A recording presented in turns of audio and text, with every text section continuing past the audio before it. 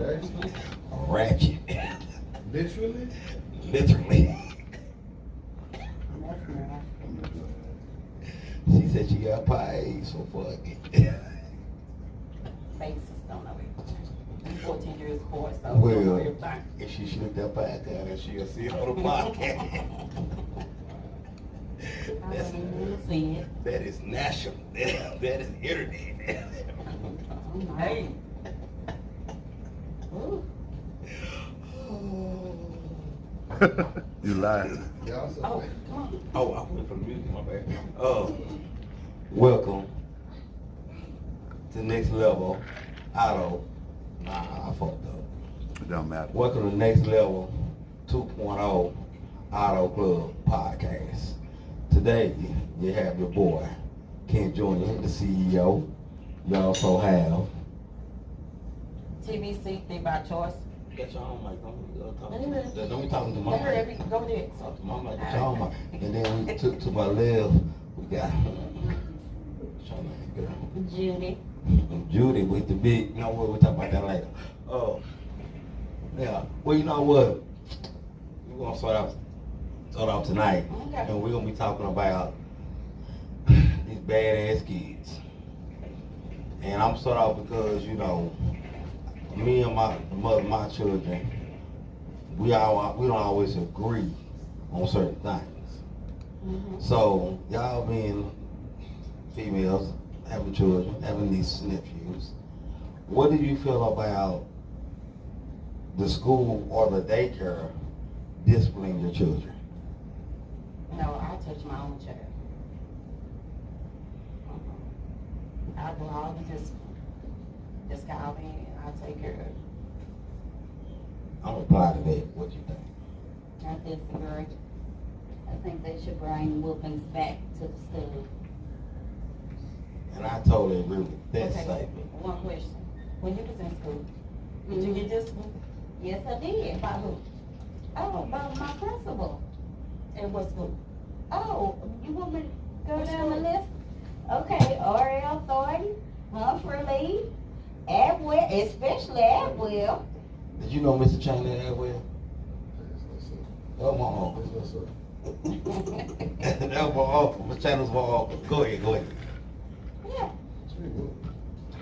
I mean, he's my uncle. I'm sorry. I mean, we was a teacher. Shut up, Paul. Really. But yeah, that was on So the you, school. Helen? Yeah. I was unaware of that. I mean, I personally agree that they need to bring corporal punishment back into the schools because it takes a village to raise a child, number one. Number two, when it comes down to it, like I was explaining to certain people that these kids have no fear of anything these days because they know that I can act a fool in school, I can do this and do that. When I get home, I might get a whooping. I may not. But I know at school, ain't nothing really gonna happen to me. That's what happens. These kids act up and do the things they do because at school they know, oh, the teacher can't explain, the teacher can't discipline, the teacher can't do this, can't do that. And then half these moms come up to their school, what you say to my baby?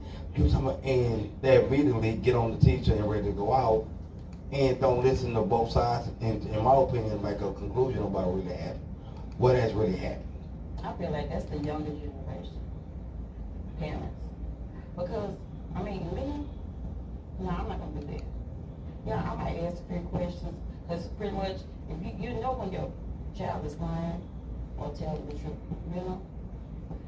And if the child is lying, yeah, you gotta go to work, you have to.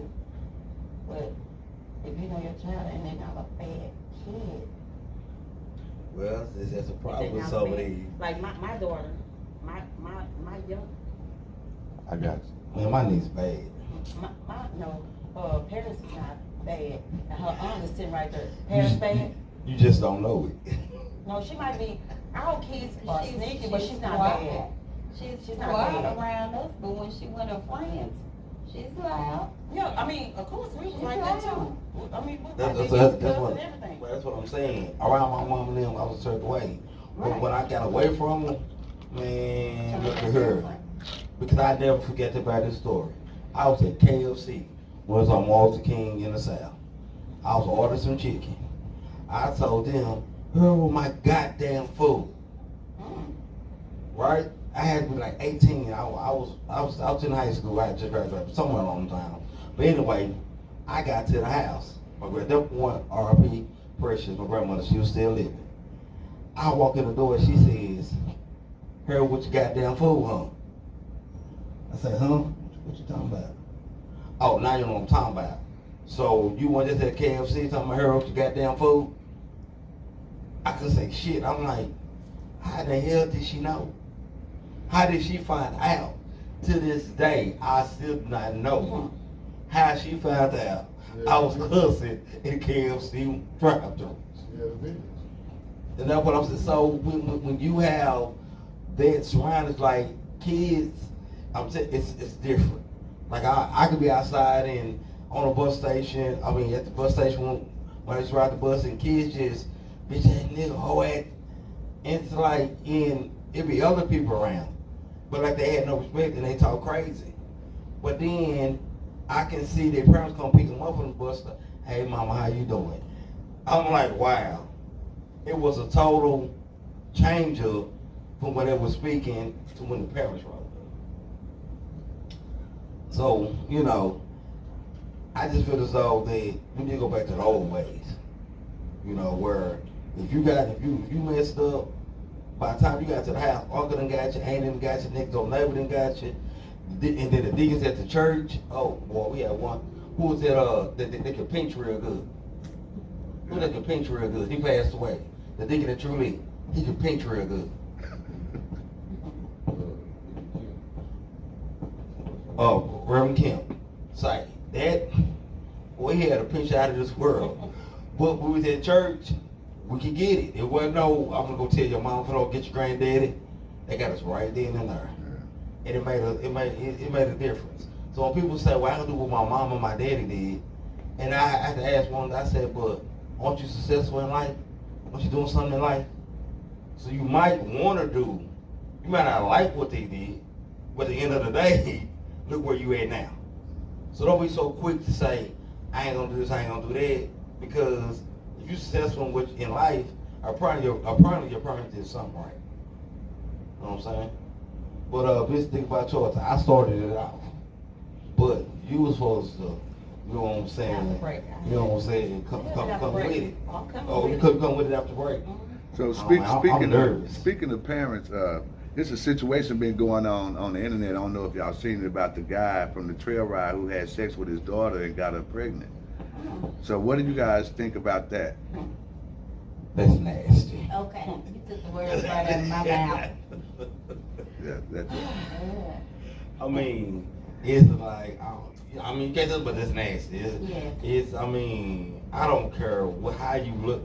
I can't even picture my daughter in that light to even be able to go there. Like, I've never ever in my life looked at my daughter in that mannerism. Yeah. For them even to run across my mind. Let's put me some on my boots, buy me some shower shoes and everything else.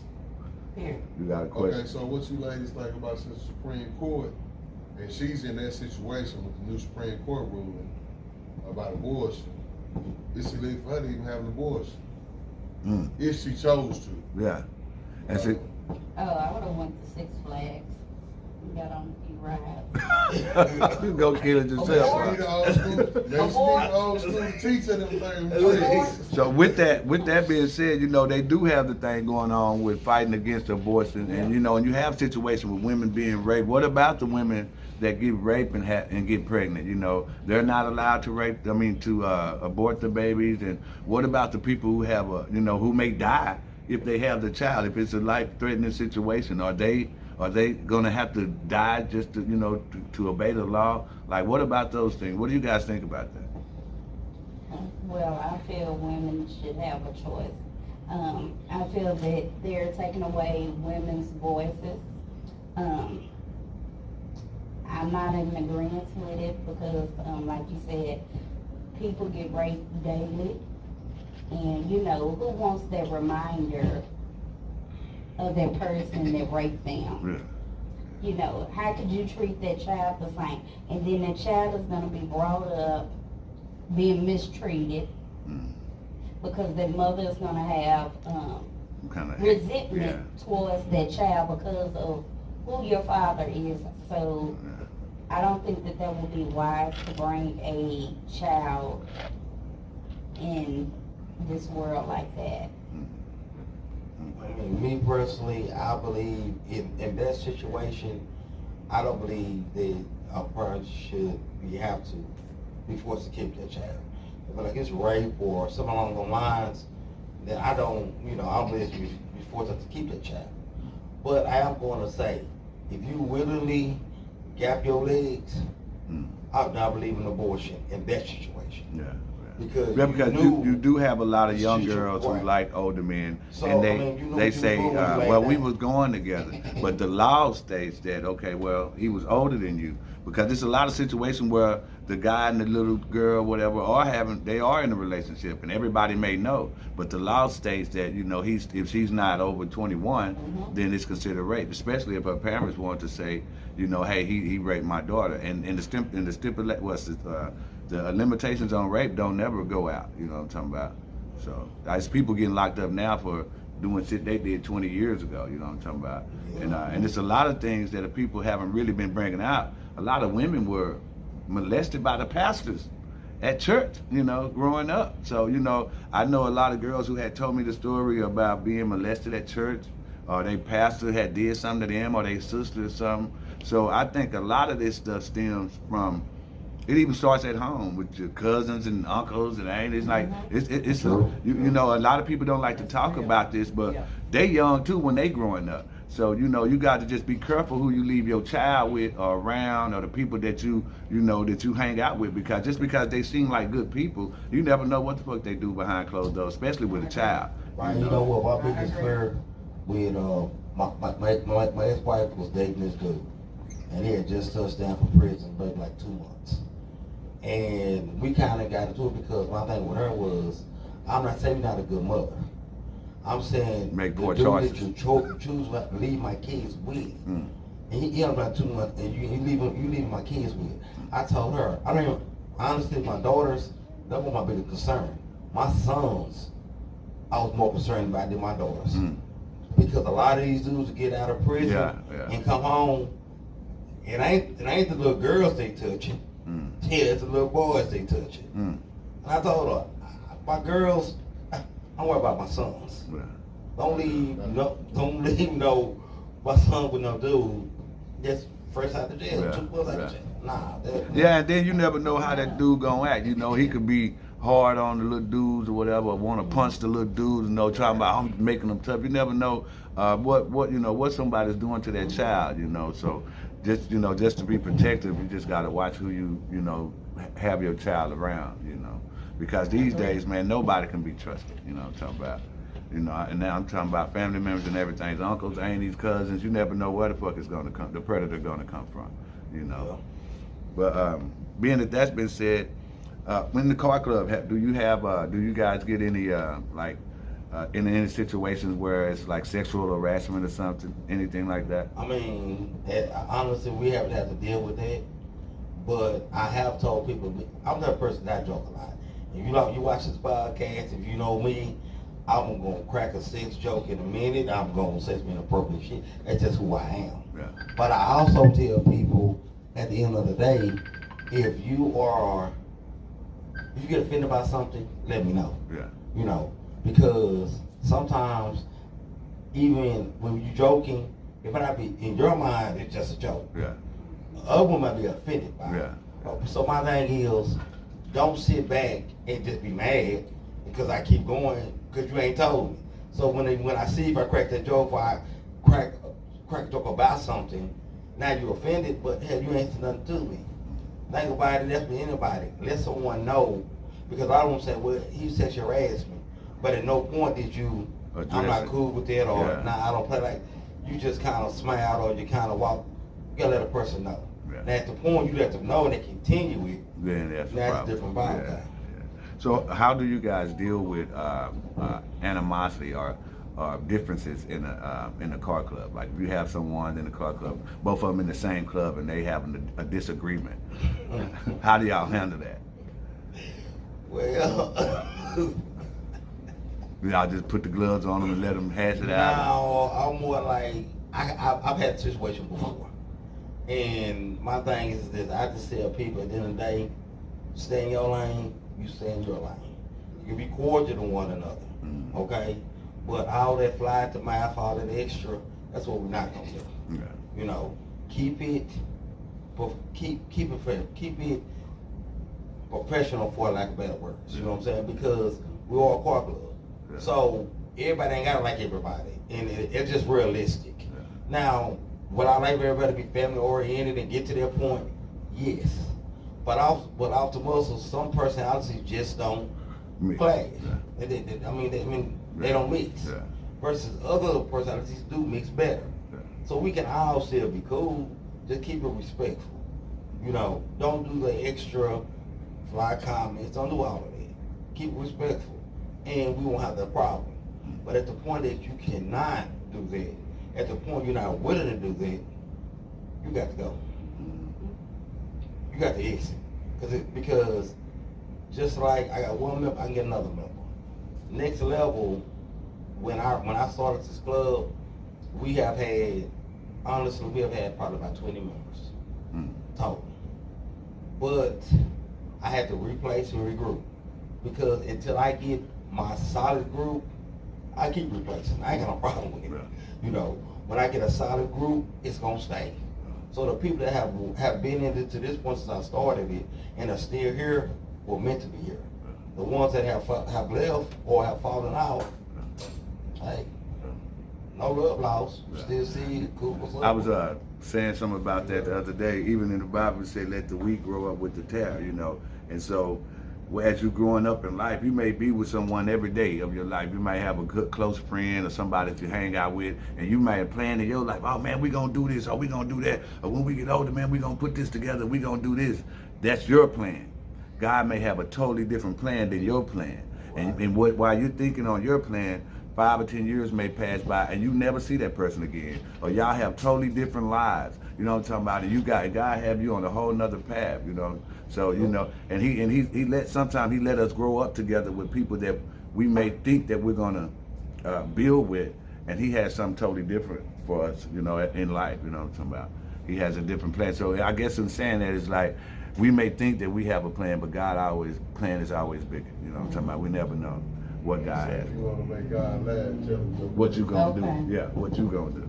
So how would you handle animosity with that club? I answer. Can we get back to But- corporal punishment with her? Corporal punishment. Yeah, you just gonna whoop you gonna handle the punishment? We talking about this. So we got two questions.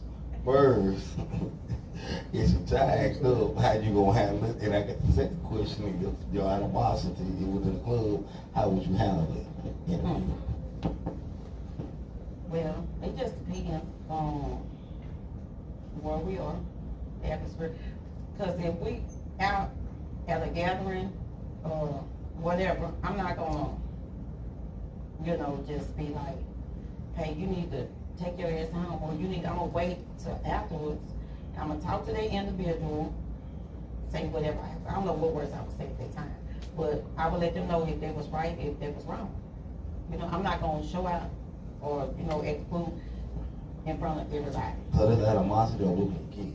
Well, you're talking about the car club. Well, oh, okay. That's what we're talking about, right? I asked you two questions. Wait, Girl, that answer, good. first I answered the car club Yeah. question. Okay, now what Yeah, about who is this? who now? Okay, are you gonna bust your ass child? Are you gonna whoop your ass child? Whoop your Child ass. in public? I be Whoop drinking your too. ass. You gonna Child. show up where they show out. I have, You have, but you have not. and the police was present. Well. And they told me to take care of my business, do what I have to do. Yes, I have. I believe in beating kids' ass right where they show I out. do too. Yeah, in the store, at the church, it Wherever don't even you matter. at. Wherever you act up at, Yeah. that's where you gonna get tore up at. You gonna know not to do that no more. But a lot of people don't whoop their kids no more. I done seen some white kids call their mama bitches and whores and just act a fool in the store, tear shit up. Then I see some little black kids get their ass tore up from the floor up. So, it's a difference. Go The ahead. reason why, because when the kids know, all we gotta do is call the police. Yeah, yeah. And some of their parents a prayer for other police, Yeah, you know, yeah. I think shit, y'all. She caught All they real. Yeah. What they call? Yeah, because hell, half of them Well, they probably call. lawyers and shit themselves, so they done taught them to call the police. Black kids don't want to I pick was up in that phone. Walmart. The little black kid was acting up. Man. He was with his granny. Oh, grandma don't play that I shit. said that she was older, Ooh. but the little dude was like, he had to be like 10. Oh. But he was a little stocky dude. And she told him 2 or 3 times, stop, stop. And then he did it again. She said, I'm just so tired, will you please stop?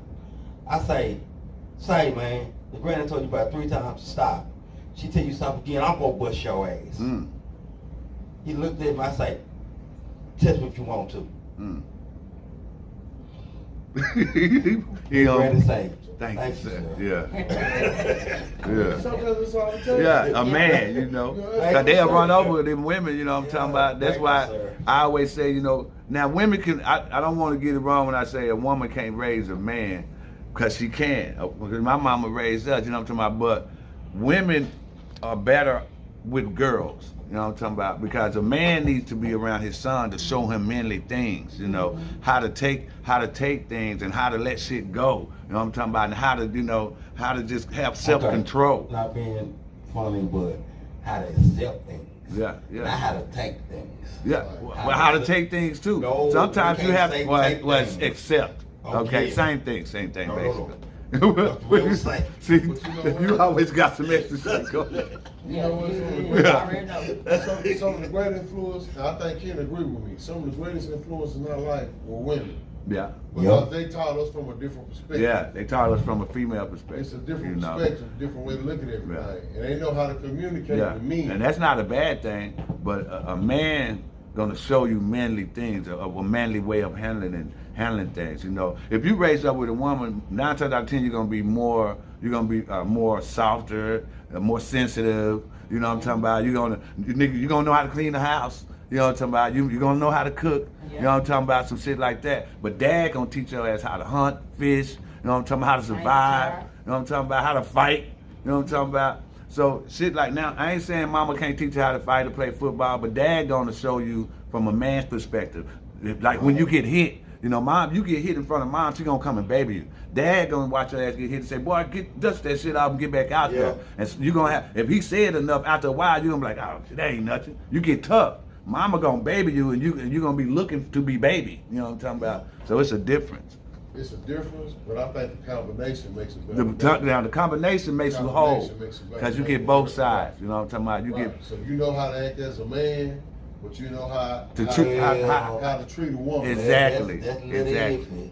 exactly. Little iffy. Man, I know your man. Because it depends on the man too. Cause some of these dudes Yeah. are not. That's true. Now some of them you can look at But you and gotta understand, it takes a stand-up dude and a stand-up woman to make a stand-up kid. person. Yeah. You know, if you yeah. stay working together. Yeah. Now, if somebody falls short, It's gonna be some problems in there. You know what I'm talking about? and like I know your lineage, nigga. I know you had a stand-up man and a stand-up woman teach you how to try, Yeah. at least trying to teach you Yeah. how. Yeah. I mean, I'm gonna say this, and it's just the honest truth. My grandfather was a Bigger influence in your life. than my father. You know what I'm saying? Because my grandfather wanted to taught me how he didn't want to talk about the change the tire. He the one that told me I can rip some sheetrock. He told me how to change the plug in wall. Like he taught me a lot of stuff, and he also told me I would think outside the box. And that's where I came. Well, to be talking about the next level is a car club that I always want to think outside of the box. Because one thing that he taught me was you can be regular, but regular's being regular. And you have to think outside the box. Because we had a pole in the backyard, basketball goal pole, and it had water in the bottom of it. Well, he didn't want the water to sit in there, stand still water, and have mosquitoes and all of that. So we were saying, how we gonna get this water up out of the bottom of this pole? Because it's all the way down there. You know what I'm saying? Because they had to plant the pole. Well, I know you heard the story before, but I love telling it. So what he did was he got a can, drilled a hole in the top part of it, got a hanger, hooked the hanger to the can, and dipped the water out with the can. From that day forward, I'm like, okay, I see what it means now. you have to think outside. You have to be creative. Yeah. And because we were like, put a towel down there. Put a towel down there, it's gonna get stuck. Yeah. So how you gonna get it out? Yeah. You know, Yeah. we didn't have a suction knife to suck. You gotta use your mind. Yeah. Use your mindset Yeah. and think forward. Yeah, yeah, yeah. And those are things that men teach you. But women can also teach you great things as well. You know, not to take nothing from the women.